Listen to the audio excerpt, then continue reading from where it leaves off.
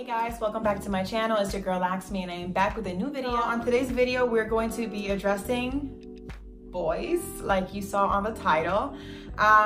Basically, I'm going to give you guys some information in case you didn't know or you were confused or you had doubts or you had a feeling but you weren't sure.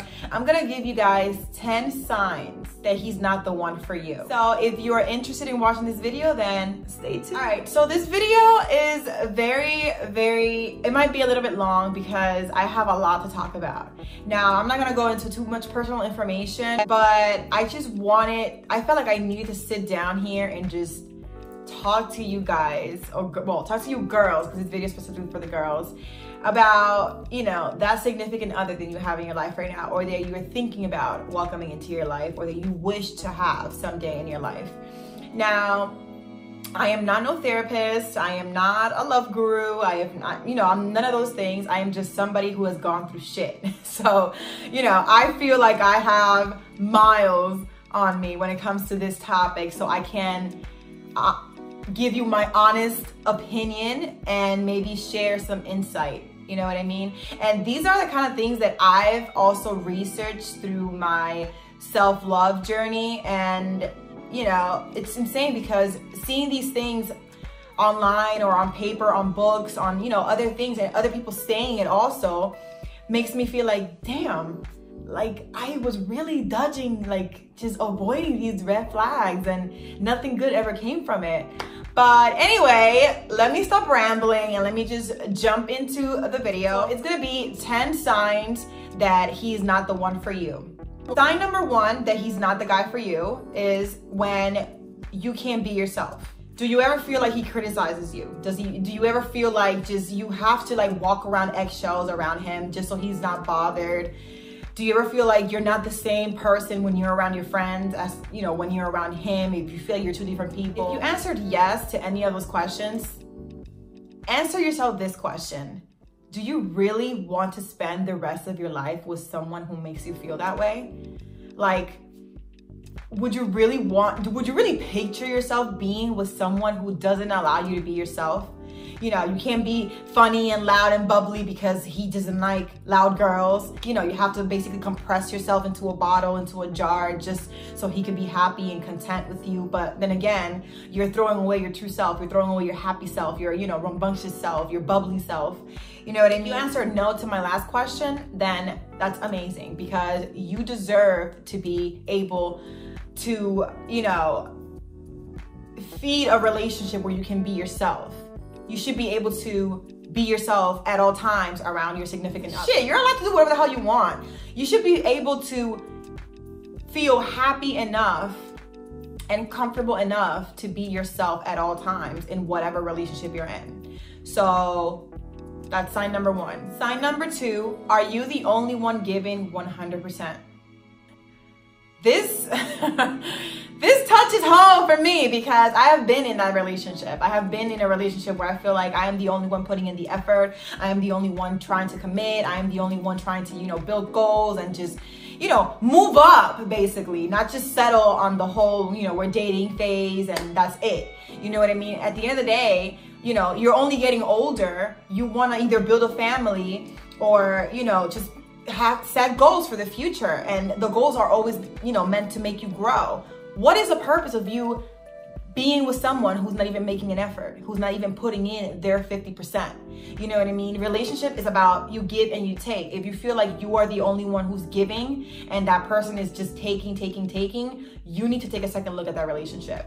And, you know, if it has continued after you have addressed this, then I mean, do I really have to tell you anything? Yeah. At the end of the day, you know, like I said before, relationships are give and take. It's supposed to be a 50-50 effort. If you feel like you're killing yourself trying to make everything work, then you should rethink where this relationship is going. Like, you don't really want to hop on a bandwagon towards nowhere. You know what I mean? So I'm gonna tell you right now, and you probably won't want to hear that, if he's not investing on you as much as he should right now, then he probably never will. So yeah.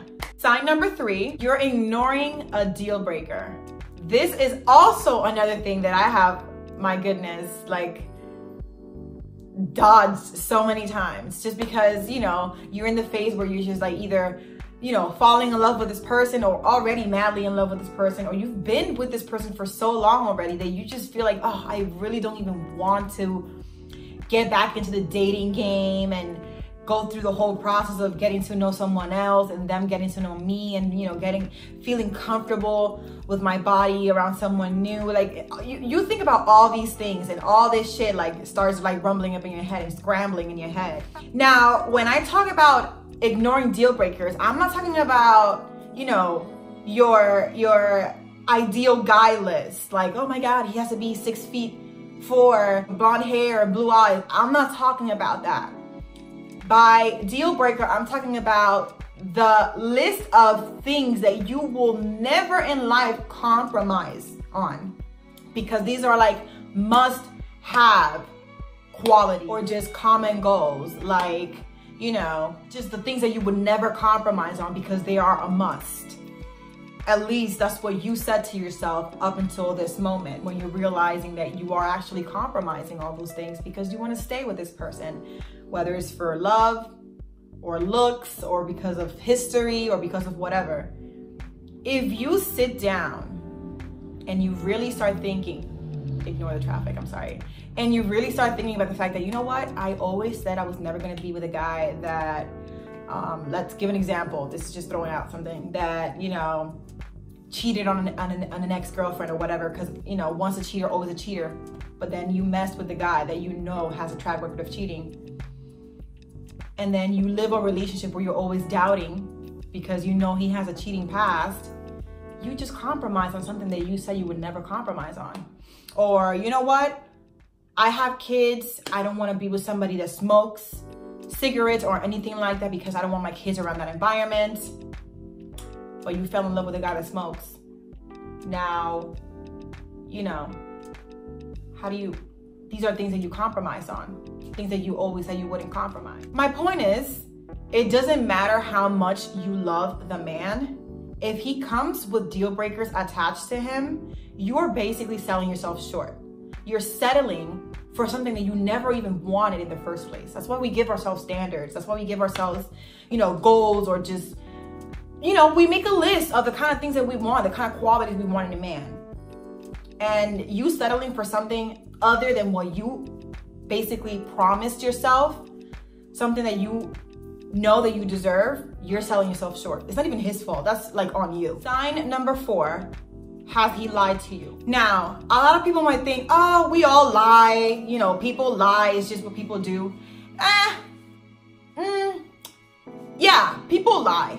You know, sometimes we tell white lies or, you know, whatever. A lie is a lie, regardless of how you see it, is a lie. Now, I'm not saying that he has to be like a saint or a perfect person who has never told a lie in his life.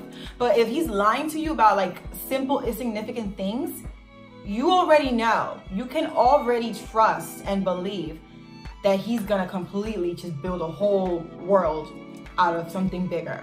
So that right there is like a huge red flag. Why would you want to be with somebody who lies about little things? Because when shit gets tough, when shit gets real, you already know you're not going to be able to trust him because he's lied about something so small like this before. How do I trust that this is not another lie and it's a bigger one? You know what I mean? Believe me when I tell you, even if it was a small lie, that's not going to be an isolated incident. It's going to continue to happen. And the thing with lies is, and I'm sure you guys have heard this before, they just get fatter and fatter and fatter. Like the next lie is always bigger than the last. So think about that. At the end of the day, if you believe or think or feel like he has deceived you, that's your cue to get the hell out.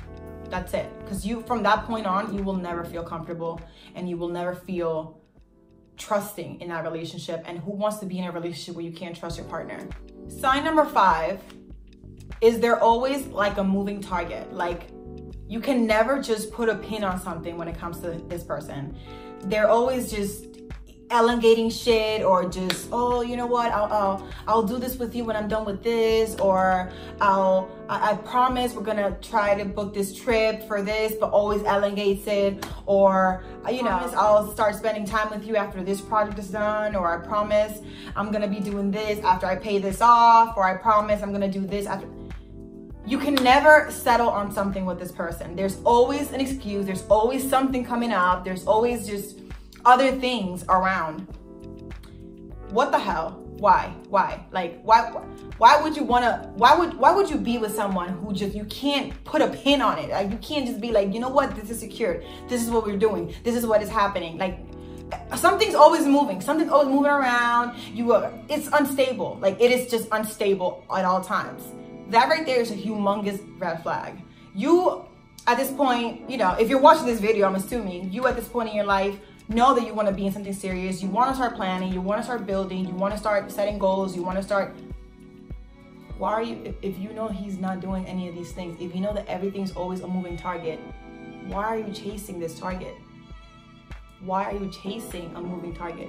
There's no point. You're wasting your time. Move on. Let's move on. Sign number 6, he doesn't make you a priority. Now, this seriously pisses me off because I feel there's a quote out there. I don't remember what the quote is, but it's basically like saying, like, you know, shame on the guy who wakes up a woman's emotions with no intention of actually loving her or caring for her emotions. Why would you, and this is gonna be a question to the men, why would you entertain a female that you had no intentions of taking seriously in the first place? And then once she has fallen for you, you completely disregard. And she's like the last thing on your list, like the very last thing. Oh my goodness, like this really pisses me off because there's so many people like this out there. Like, and not just men, women do this too, but because this video is for the women, I'm gonna just keep it, you know, us. But if you feel like the man that you're with is not prioritizing you, like you're just basically the last thing on his list, the last thing on his mind, you know, you are the last text that he sent in the day because you were just not even in his head or in his mind during the whole day. What the hell are you doing? Like, why are you, I don't even know how to ask this question. Like, why would you want to be with someone who makes you feel like you are irrelevant? Like you're disposable and not important. Like, the way that I fall in love, when I'm in love, all I want to do is just be around that person and just like, you know, text them all the time and just like know how they're doing, how their day is going, just what their activities for the day is going to be, just, you know, chill, whatever. Even if I don't get to see them that day or, you know, for a few days, I still like a good text, checking in and just making your presence known or felt. It goes a long way. So why would you want to be in a relationship where you feel left out, where you feel like you're just not important, where you're not a priority? That right there should be a humongous red flag for you. Bottom line on this one is that people make time for what's important to them. And if they don't make the time for you, you are not important to them. You're just not that important, or important, period. Because trust me, if you mean something to me, if you're important in my life, I am going to make the time for you. I am going to fit you into my schedule, even if I have to cancel with other stupid little things that are not even as important as my relationship with you, or, you know, what I have with you, what I want to build with you or grow with you. Sign number 7, when it's difficult to hold important conversations with him. Now, this also touches home for me because I have felt like I've been in a relationship like that where it becomes really hard to touch certain topics or certain things because you are terrified that this person is going to get upset or fed up or just annoyed with you. You know, whether it's something as simple as what are the next steps in a relationship, or something bigger like, you know, do we want to have kids or whatever, like just whatever. Whenever you feel like you are not comfortable enough to hold a conversation with this person because you are terrified that they're going to get upset, they're going to give you attitude, their reply is going to be disrespectful and unpleasant, that is also a humongous red flag. Like, At the end of the day, your significant other is supposed to be your best friend. This is supposed to be the person that you confide in, the first person you want to go to when you had a bad day, or when you have a problem, or you have a doubt, or just anything in general. This is the first person that you want to call and hold a conversation with about anything. And if you feel like you are terrified to even come to this person and have a conversation, what's going on? Like, why would you want to be with someone who you don't even feel like comfortable and safe enough to hold a conversation with? You know what I mean? Like, this one is a very popular one. When you're touching, for example, the subject of, you know, where's our relationship at? Where's it going? And you feel like, oh, damn, like, I really, really want to ask what's going on. Like, what's going to happen? Like, are we going to be together? Are we going to, you know, but you're scared because you know that this person either has a temper, or is just not going to talk to you right, or is just going to, like, come on. Like, this is self-explanatory. That ain't it. Like, he's not the one. He's not it. Like, oh my God. Like, I have seen myself in relationships where I hold conversations for hours at a time, and I just talk about my dreams and my goals and my ambitions and all these things, because and it's crazy because the hours pass by and I don't even realize, because I'm actually like comfortable having a conversation with this person. I'm happy, and I know that I'm being listened to, not just heard. And you know, and if I have any differences with a person, you know, and I can address it right away and know that this person is going to actually listen to what I'm trying to say and understand my point of view and not judge me for it, or come back, you know, like, oh no, this and that. You know what I mean?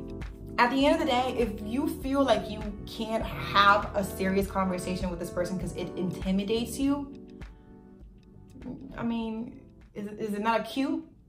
Is it not a red flag? Is it not a sign? Does it not give you like a gut-wrenching feeling that something's not right? Sign number 8, he has never said he loves you. Okay, so this one might not apply to new relationships. Because of course, if you were just getting or starting to date someone and you get an I love you within the first couple months, yeah, I don't know, like, it might be a little bit fishy. Now then again, there are some hopeless romances out there, me included, you know what I mean? And saying I love you to someone doesn't always mean that you're in love with them. It means that you have love for them, that you feel love for them, which is something beautiful and something very nice. You can feel love for someone that you met, you know, recently, whether it's through connection or just whatever. You can feel love. Now, falling in love is something differently. But if the person, if he hasn't told you that he loves you and you guys have been together for a while, listen, yeah. First things first, I'm not even gonna touch the topic of I love yous, because a lot of people feel like they need to wait a certain amount of time before they say that, which is kind of stupid, because at the end of the day, if you feel it, it's there, might as well say it. You're not gonna get, you know, reprimanded or judged for saying it if you feel it. Love is a beautiful thing. But if you have been with this person for a while and, you know, he treats you right and you treat him right and you have been together for the longest time and you just still can't get those words out of him, I mean, does he even really love you? I know a lot of you are gonna probably say, well, you know, sometimes actions speak louder than words. Well, word of mouth is pretty strong, in my opinion. To me, I need that kind of validation. I want that kind of validation because I give that kind of validation. And a lot of people also need and want that kind of validation just because they want to hear. They want to hear that they are loved. They want to not just, and I'm gonna tell you something, you can treat somebody very, very nice and be good to them and blah, blah, blah, but they might not always feel the love. Being told, being looked in the face, like, and being told you are loved gives you this heartwarming feeling. Like, I can't even explain. Like, it's amazing. Why would you be or entertain a relationship with someone for so long and them not even express it to you? Like, them not even bother or just, what's going on? Do you not love me? Like, to me, that's a humongous red flag. Like, I'm sorry. The moment that I feel I'm in love with you or that I love you, I'm gonna let you know.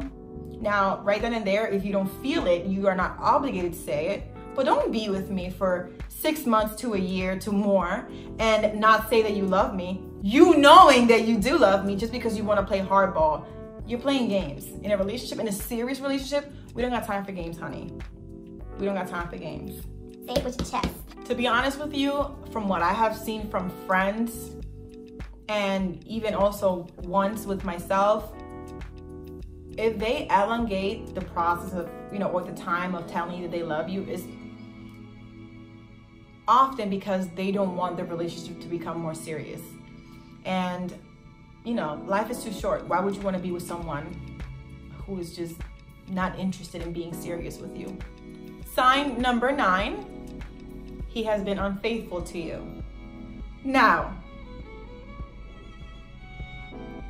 do I even need to dig into this one? Do I even need I say more?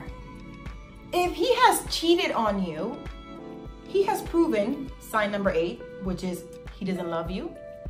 He has proven that you're not a priority. He has proven that you're just not important. Why would you entertain a relationship with an unfaithful person, with a cheater? Why would you want to share your life with someone who cheated you? You know what I mean? Like, I feel like I don't even have to dig into this one. Like, this one is self-explanatory. If he cheated on you, if he was unfaithful, I'm not even gonna say more. I'm not even gonna say more. And I don't want to hear people in my comments talking about, oh, well, people can make a mistake. People can have like a.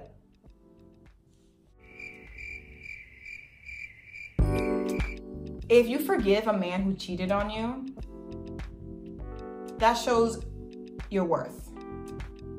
And you can take it however you want. You can say this or that. That shows how much you believe you're truly worth. You know what? He cheated on me once. He was drunk. I'm gonna forgive him because I am not worthy of a man who's faithful to me. I'm going to forgive him because, I'm gonna use the excuse that nobody's perfect to block the fact that he slept or kissed or touched or entertained another woman, because I am not worthy of a man who respects me. I am going to forgive him because I don't want to go through the process of breaking up and feeling heartbroken and meeting someone nice and moving on to better cuisine. I'm going to forgive him because I don't want nobody else to be with him. And, being with a cheater is the new. Moving on. Sign number 10 and last one for this video is going to be, do you have a gut feeling that he's not the one? Do you have a gut feeling that he's just not the right person for you? This one alone is your woman's intuition. It's just everything telling you, this is not the guy. This is not the guy. And you don't even have to get this gut feeling from all the other signs that I brought up. If you feel in your gut that something is wrong, that things are just not clicking, that it's just the connection's not right, the stories are not right, the timing is not right, he's not right. That's it. Like, that is it. And I know that it's easier said than done. Trust me, I've been there. I've been in love and I felt like it wasn't it. And breakups are so freaking hard and painful and nobody wants to freaking go through them.